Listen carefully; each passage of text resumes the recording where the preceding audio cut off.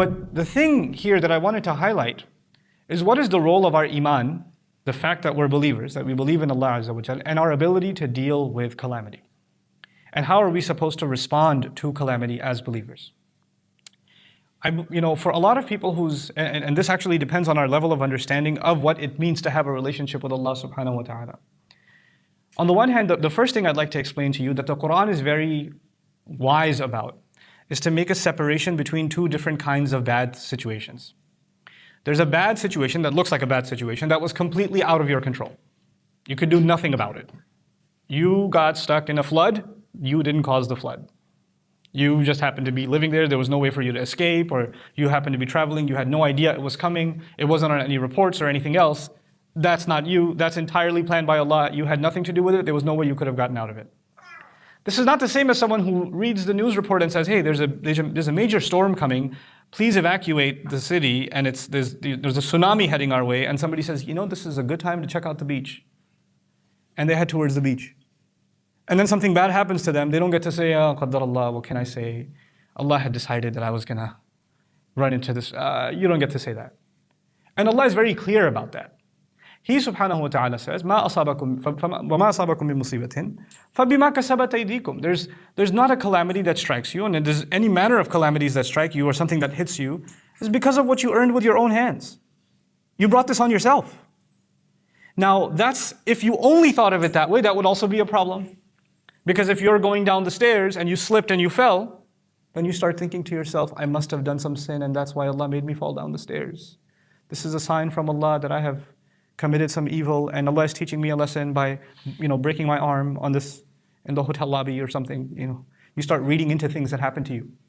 And you start thinking there's some ghaib, cause and effect. And that can go into an extreme.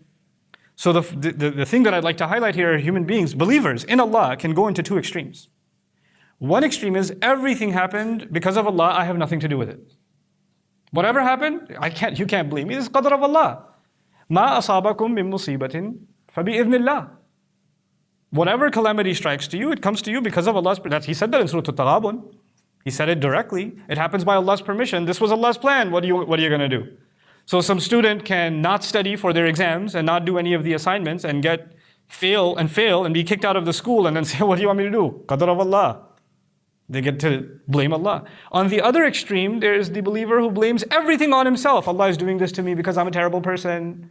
This happened to me because I'm a horrible human being. And then it doesn't help when other ignorant people around you, and sometimes a lot of ignorance comes from your own family, they come and tell you, you know why this happened to you? Because you're a bad daughter.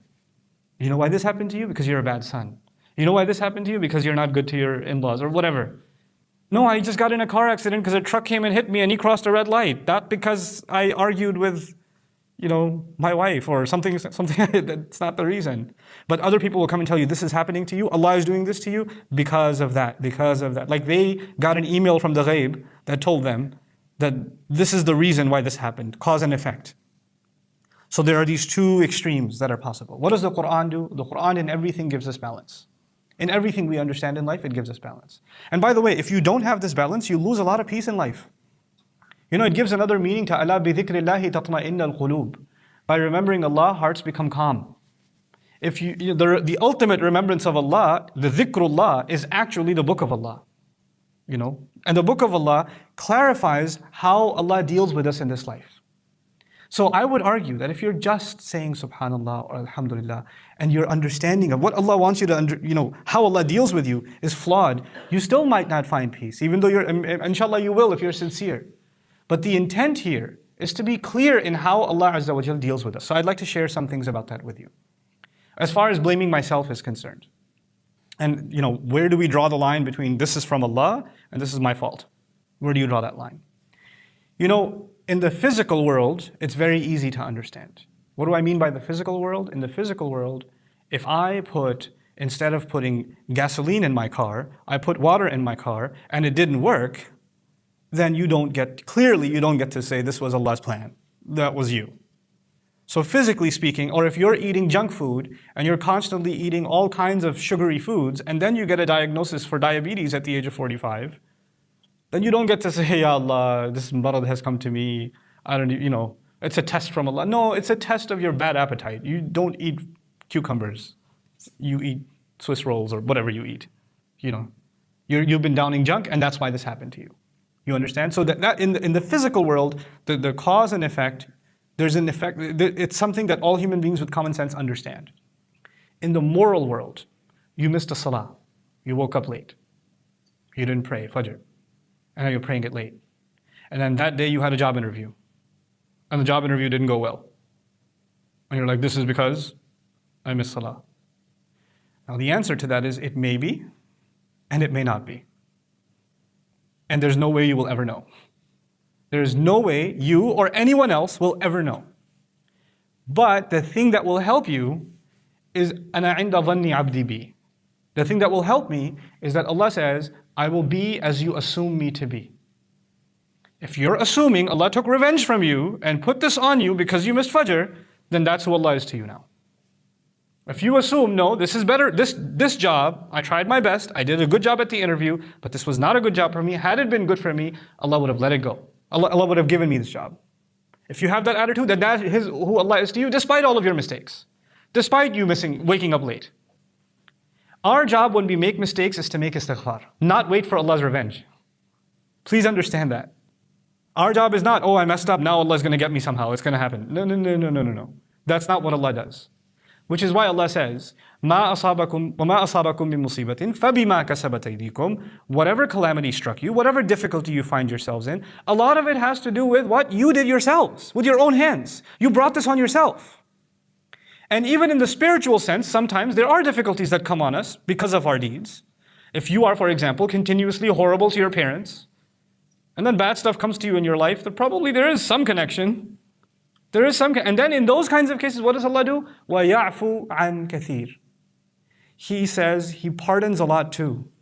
In the physical world, if I jump off of a second floor building, there are going to be consequences. Allah will not say, no, this time I'll forgive you, I won't break your leg. No, it's going to happen. What's going to happen is going to happen.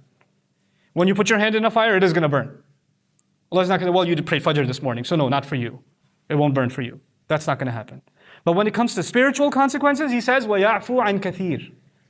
When you do a sin, then Allah says, actually, Allah lets a lot of it go. He doesn't just avenge immediately. He doesn't just take, immediate account and then make you suffer in this world because of the mistake you made. He doesn't do that. That's the nature of Allah Azza wa Jal with us. وَيَعْفُو عَنْ كَثِيرٍ. This is something you have to internalize for yourself. I would argue the reason I brought up this particular subject is because one of the greatest crimes, spiritual crimes, that occurs every day in the ummah is at the hands of loved ones to loved ones. Parents, spouses, husbands, we have sometimes the worst things to say to our loved ones. And sometimes we say those things in the name of Allah.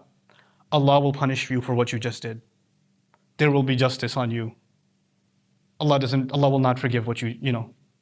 And mother can say that to her child, wife can say to husband, siblings can say to each other. Like invoking, like Allah is some angry weapon that you can invoke because you're upset, Allah must be upset. And you can just use Allah like that. That's not our place. And for a lot of people, they've heard this kind of thing so many times, over and over and over again, that they have become far away from Allah Himself. They heard from their loved ones. They heard from a child heard from his father or his mother all the time. Allah will punish you if you don't pray. Allah is going to get you if you don't pray. Allah is going to, Allah is very angry at you because you ate that cookie.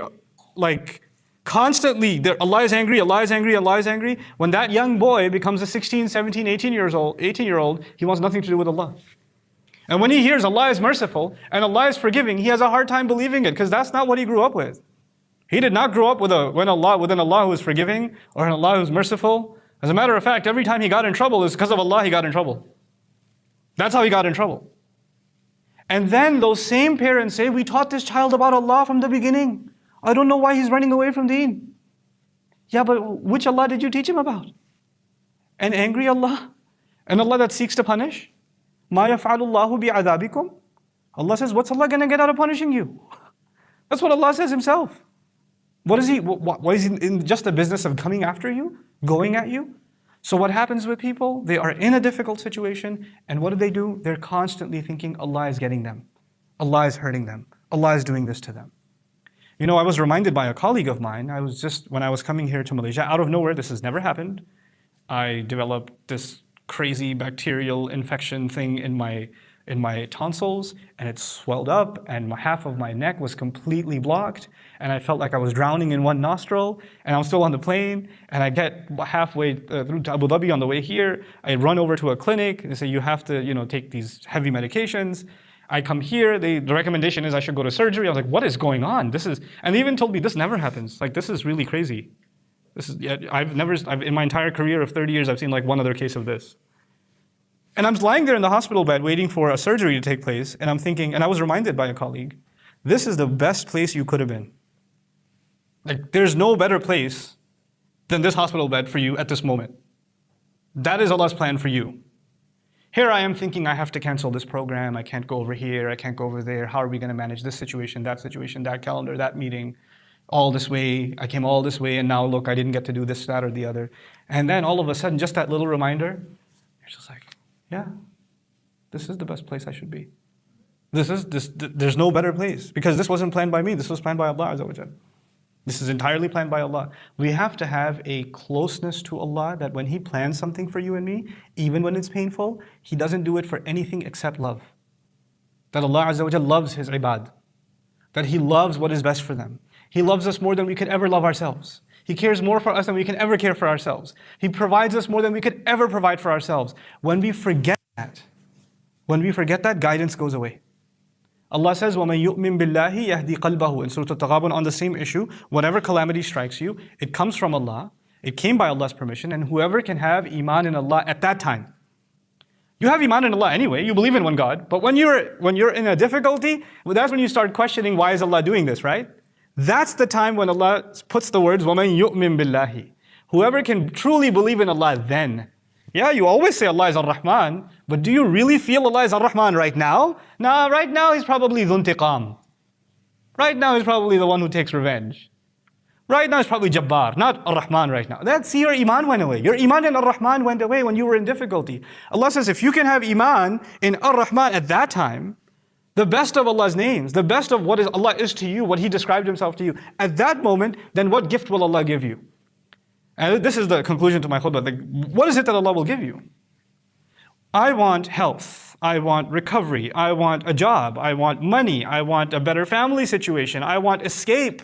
Some people just want escape. I just want this other person to stop hurting me. I want people to stop talking about me. Whatever it is, there's something that's bothering you and it's eating away at you. And if you think if that problem went away, you would have peace. What does Allah give you when you can trust Him? He doesn't end your problems. This life, problems will not go away. If problems were going to go away, they would have gone away for Yaqub alayhi salam a lot sooner than for you and me. If no problems would have come because we have iman, then Maryam salamun alayha should not have had problems. Rasulullah sallallahu alaihi wasallam should not have had problems. You study the people that are closest to Allah, and all you're studying are problems. Really big ones. Their entire life. That's all you're studying. You're just learning about one problem to the next, to the next, to the next, to the next. That's all you're learning. Yusuf alayhi salam, a great profound messenger of Allah, and from childhood there are problems. From childhood there are problems. So I keep asking that question. What is it that Allah is giving you? What do you get when you completely put your trust in Allah in the middle, in the thick of a difficulty, when everybody else is telling you Allah is, on the one hand people are telling you Allah is angry at you, that's why this is happening. Allah hates you, that's why this is happening. On the other hand, you start thinking Allah is punishing me, that's why this is happening. At that moment when you can have the best impression of Allah and maintain your love and reliance and bond with Allah, that Allah has not let you go. He hasn't, what does He give you? Yahdi qalbahu. He guides this person's heart. He gives their heart guidance. I can guarantee you, when your problem goes away, if it's a money problem, if money comes in. If it's a health problem, and health comes back. If it's a family problem, the family problem goes away. None of the good things in this life are worth anything compared to that one gift.